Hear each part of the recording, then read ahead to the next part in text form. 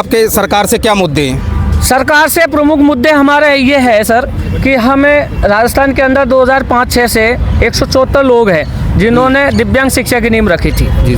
और अब सरकार ने 2008 के बाद में कई बार गवर्नमेंट की भर्तियां कर ली, तो हम लोगों को छोड़ दिया, भूल गई। हमें जो से लाभ मिलना था गवर्नमेंट की जो स्कीम थी, जो भी है, हमें चाहे आर्थिक हो चाहे नियमितीकरण के मुद्दा हो, उन सबको गवर्नमेंट ने छोड़ दिया। तो हमारा आपके चैनल के माध्यम से ये संदेश देना है कि राजस्थान के अंदर 174 लोग लगे हुए हैं, उनको एक तो हर साल 10% मानदेय वृद्धि के जो आदेश है, तो वो जो कागज़ में हो रहे हैं वो ख़त्म हो, वो मिलना चाहिए। मुख्यमंत्री बजट घोषणा 2022 का 20% था, वो भी हमारा कागजों में गायब हो गया। सूचना के अधिकार के तहत उन्होंने देना बता रखा है। इसी तरह मॉडल संदर्भ कक्ष इन्होंने 2022 में खोला है, वहाँ ये 33,000 मानदेय दे रहे हैं, गर्मियों का वेतन दे रहे हैं। दूसरी बात विसंगति ये है कि मानव संसाधन विकास मंत्रालय भारत सरकार से हमारा जो बजट आ रहा है 42,166 रुपये आ रहा है, 12 महीने का आ रहा है, हमें 15,000 दे रहे हैं, तो वो बजट कहाँ जा रहा है? वो पैसे कहाँ जा रहे हैं? जहाँ आपको 15,000 का भुगतान हो रहा है, 10 महीने का भुगतान हो रहा है, तो बाकी का कहाँ जा रहा है? एक तो वो मुद्दा है।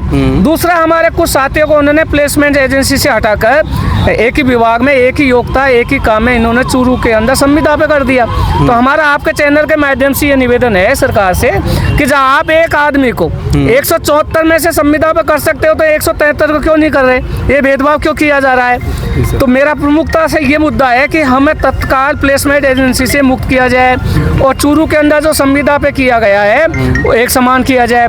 दूसरा, भारत सरकार से जो बजट आ रहा है वो बजट हमें दिया जाए, जिससे हमारा कम से कम गुजारा तो चले, परिवार तो चले, सारे उम्र दराज वाले हैं। तीसरा, सुप्रीम कोर्ट का जो आदेश आया हुआ है उसकी पालना हो तत्काल। हाँ जी सर, क्या सुप्रीम कोर्ट की पालना ये लोग कर रहे हैं यहाँ के अधिकारी या नहीं कर रहे? बिल्कुल नहीं कर रहे हैं सर। मैं बता दूं आपको, 7 मार्च 2025 को आदेश आया था, 3 महीने का समय दिया गया था, 3 महीने में इन्होंने बिल्कुल कुछ नहीं किया, 0/0। जब हम लोगों ने भाग दौड़ की, हमारे संगठन के BMS के माध्यम से मिले, इन्होंने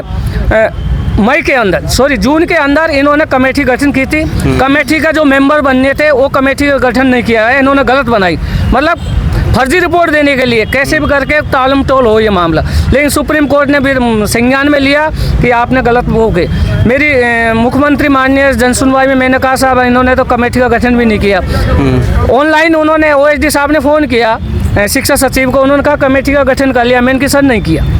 तो उसके बाद में इन्होंने आनंद फानंद में दोबारा पुनर्गठन किया है और उसमें इन्होंने क्या किया कि जो एक व्यक्ति था चूरू के अंदर, उसके डॉक्यूमेंट्स लेके उसको चेक कर लिया और सुप्रीम कोर्ट में इन्होंने 4 दिसंबर 2025 को एक हल्फनामा दे दिया कि राजस्थान के अंदर 173 लोग प्लेसमेंट एजेंसी से जो अलाउ नहीं है, एक व्यक्ति ऐसा है जो चूरू के अंदर लगा है, वो पात्र है, उसकी हम स्क्रीनिंग करवा लेंगे और सुप्रीम कोर्ट का जो नियम है उसकी गाइडलाइन की पालना कर लेंगे। लेकिन सर, जैसे इस मुद्दे को मीडिया के माध्यम से, चारों तरफ सरकार के माध्यम से हम लोगों के द्वारा उठाया गया कि 174 में से एक ही कैसे आ गया, तो इन्होंने कहा कि आप फंस गए। तो परिषद वालों ने क्या पलटी मार ली तत्काल और सुप्रीम कोर्ट में 4 दिसंबर को इसी को लिख दिया कि राजस्थान के अंदर 174 ही लोग अयोग्य है। तो मेरा कहने का निवेदन है आपसे, अगर हम अयोग्य है तो 20 साल से किस आधार पे काम में लिया? आपने किस आधार पे नियुक्ति दी? सच्चाई है। आपने 20 साल से 15 से 20 साल के हम उनको काम कर रहे हैं, तो आपने भुगतान किसको किया? आज कह रहे हैं हमारे कर्मचारी नहीं है, तो हम कर्मचारी नहीं है तो ये पेमेंट किसको दिया? काम किससे लिया आपने? और वर्तमान में काम कौन कर रहे हैं? मैं सबसे पहले तो ये पूछना चाहता हूँ। ये झूठ बोल रहे हैं। अब मेरा अग्रिम जनवरी में 11 जनवरी है। अब सुप्रीम कोर्ट ने कहा कि अगर हमने सुप्रीम कोर्ट ने कहा कि किसी व्यक्ति को छोड़ने के लिए नहीं कहा। सुप्रीम कोर्ट ने कहा कि हमारा ये आदेश है कि 20 वर्षों से जो SSA में काम कर रहे हैं उन लोगों को नियमित सेवा का लाभ दिया जाए। आपने कह दिया कोई कार्यरत नहीं है, आपने 174 को कैसे दे दिया? इन्होंने डेटा दे दिया उनका, हमारा पूरा लेके, यहाँ से प्रमाणित हर जिले से लेके। तो क्या इसकी हमें तो आपको गाइडलाइन को कंप्लीट एक चार्ट बना के लेके आए। हम नहीं चाहते कि एक आदमी का, अब इन्होंने बिल्कुल ही 0 घोषित कर दिया। अब आगे भविष्य क्या करेगा? सुप्रीम कोर्ट की जनवरी में सुनवाई है, वो तो समय बताएगा। लेकिन इन्होंने वर्तमान में हमको 174 को अलग कर दिया कि कोई भी आदमी कार्यरत नहीं है और हमको कर्मचारी मानने से इनकार कर दिया। तो मेरा ये है कि अगर कर्मचारी नहीं है तो आज भी हम ऑन ड्यूटी है, तो 20 वर्षों से पेमेंट किसको दिया? आप हर रोज हमें ट्रेनिंग करवा रहे हो, 10 दिन 15 दिन BMS के आवासीय ट्रेनिंग करवाते हैं, तो वो किसको करवाई? स्कूल शिक्षा परिषद ट्रेनिंग करवाता है, हमें लाखों रुपए खर्च कर रहा है, तो वो क्यों किस आधार पे किया?